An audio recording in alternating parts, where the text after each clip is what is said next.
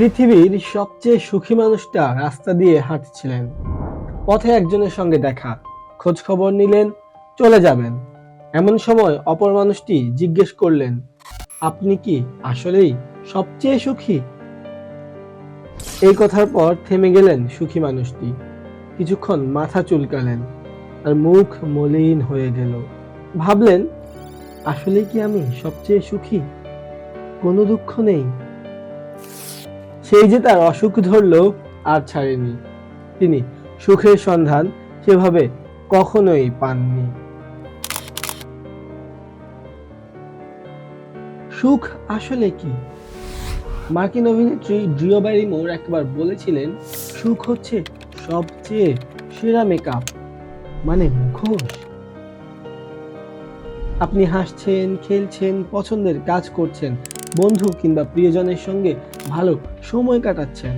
আপনার মনে হবে আপনার চেয়ে সুখে কেউ নেই। সত্যি আপনি সুখে আছেন ততক্ষণ যতক্ষণ আপনার মন বাস্তবতায় না ফিরবে। বাস্তবে এলেই আপনি খুঁজে বেড়াবেন সেই সুখকে যা পেতে বিসর্জন দিয়েছেন শান্তি। ভাবছেন সুখের অসুখে ফেলে শান্তির বার্তা দিচ্ছি? একদমই না। যতক্ষণ মন প্রশান্ত না হবে কখনোই সুখ আসবে না। মূলত সাময়িক আনন্দকে আমরা সুখ ভাবি, দীর্ঘস্থায়ী সুখের খোঁজে ছুটে বেড়াই এদিক ওদিক। ভিনসেন্ট ভ্যান গখ বলেছিলেন, এমনকি ঝড়ের মাঝেও সুখ আছে। গৌতম বুদ্ধ বলেছিলেন, হাজারটা ফাঁকা বলির চেয়ে একটি কাজের কথা শান্তি এনে দেয়। একটা জিনিস পরিষ্কার, শান্তিকে পেতে হলে বুঝতে হবে নিজেকে। নিজেকে বুঝলে তবেই আপনি জানবেন ঝড়ের মাঝে কিভাবে শান্ত থাকা যায়। অহেতুক প্রলাপ না বকেও কিভাবে আলাপ চালিয়ে নেওয়া যায়।